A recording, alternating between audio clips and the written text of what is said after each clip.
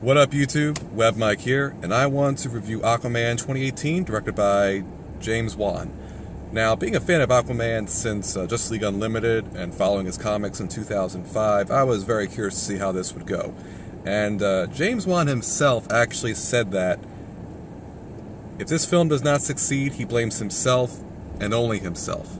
And that spoke volumes to me as an audience member, because it told me that everybody under him was committed, down for what he was doing. So if all parts are moving as directed, you've only got the director to blame himself.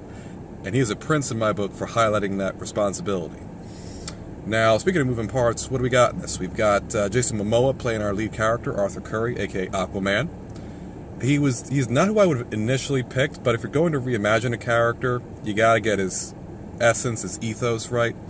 And Jason Momoa definitely gets that down. He is a strong, tough guy, but he's also charming and likable.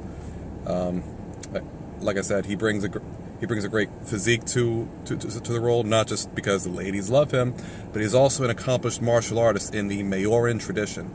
Now, I believe he is Hawaiian-born, but I believe I see him doing the Maorin martial artist stuff, because in his audition for Khal Drogo in Game of Thrones, he just did a haka dance and got the role. And then next up, we've got the lovely Amber Heard playing Mera. Again, she was great in this role. Mera is as strong as she is beautiful, but also she is independent. She's got her own agency, because her primary concern in all of this isn't love. It is establishing the dominancy of Atlantis, making sure it is strong, it's going to survive and endure for decades to come, maybe even centuries. And that is her main concern. Up next, we have Patrick Wilson playing Ocean Master, aka King Orm. And this is a very talented dude. You may have seen him previously in Watchmen as Owlman. He was also Raoul, I believe, in the Phantom of the Opera movie. I mean, this guy can sing, dance, and act. And he seemed to have a heck of a fun time hamming it up as the antagonist in this film. Also, we have William Dafoe playing Vulko, the vizier and mentor to Aquaman. And when I say vizier, I mean he is the vizier of the Atlantean kingdom. And it's really nice seeing William Dafoe get out there. I mean, he's probably one of the most seasoned actors out there, and it's great to see him take on the mentor role in this movie. We've also got Temuera Morrison playing Tom Curry, Arthur Curry's dad. You may remember him as Jango Fett from Star Wars Episode 2, Attack of the Clones. Again, just like Jason Momoa, he plays a tough guy, but he's down to earth, likable. You want to kick back a few beers with him, even though he can drink you under the table, even if you are half Atlantean. We also had Nicole Kidman. She seemed to have a fun time playing Queen Atlanta. You know, I think she just loved playing a queen. You know, what girl wouldn't? Next up, we have, speaking of royalty, we've got Dolph Lundgren himself playing King Nereus. And it was interesting and fun to see him finally take a more dramatic role. You know, Drago himself from, what was it, Rocky IV? Yeah, Rocky IV, finally getting a role we can act more seriously. That was fun to watch. We've also got Abdul Mateen II playing Black Manta, and I think he's a fine actor, but I think that Black Manta wasn't utilized fully in this film. I really think that they probably should have had Aquaman's antagonist be either mainly Ocean Master or Black Manta.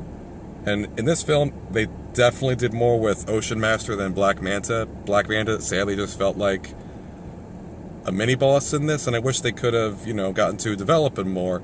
But the movie runtime is already 2.5 hours, so I don't know. If there was something to be cut out, I would say cut out one of the villains, so that way you can have more time devoted to it and make it a shorter movie. What else? Oh yeah, so made a comment about the runtime. Visuals and the sound is another major strength in this movie. It is stunning to look at. I mean, I saw it in IMAX the second time I did, and it was with my girlfriend, and it was beautiful. I mean, it was better than Avatar. And keep in mind, Avatar's inspiration was coral reefs, and now here we are in the ocean. You can go further with that now. It was beautiful. Now, I understand CGI was used a lot. I definitely think it didn't become annoying, but you could definitely tell when things weren't real, but it was used well.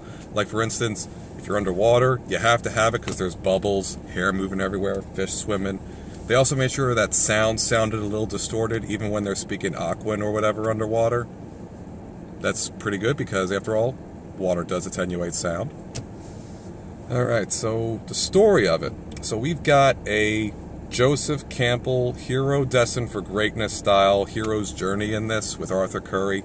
He's got a call to action which he resists and then rises to the occasion, goes through the belly of the beast, emerges with the ancient artifacts and brings unity to the kingdoms of Atlantis. And I think there were 5 of them in play. We had the main Atlantis kingdom, we had King Nereus's people, the fishermen, the brine, and the trench. Yeah, 5.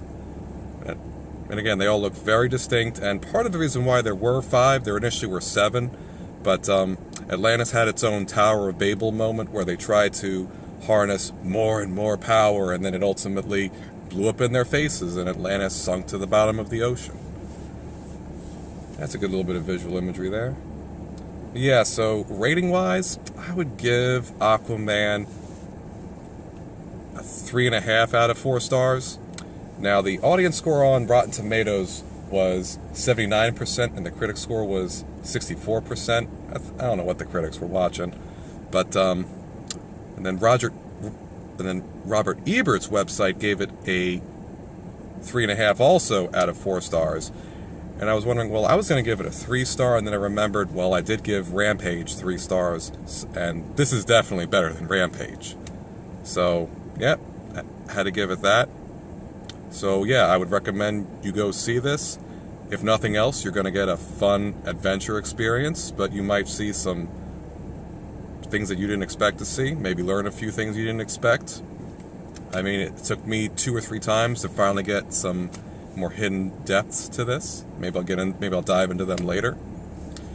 Some additional thoughts. I am happy that Aquaman can be one of the pillars of the DC film EU.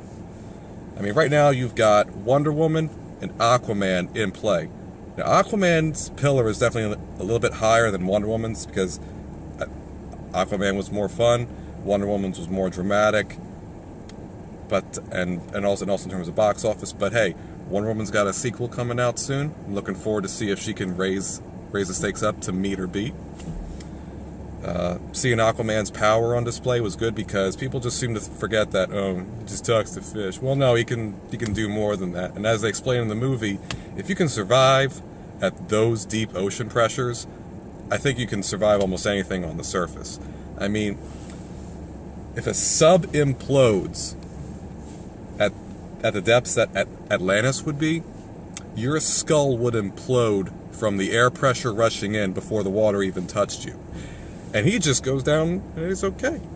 And on top of that, their physiology also has to be more impressive because they don't have to bother with repressurization, depressurization, nitrogen bubbles, the bends.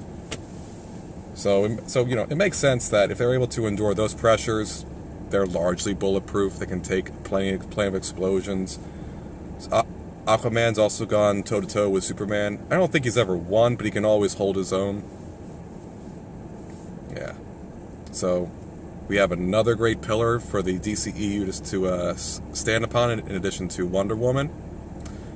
And I have to wonder if they're going to be rebooting soon, so all you had to see was Aquaman, maybe Wonder Woman, and whatever follows next. But hey, that's just my opinion. Have you seen it?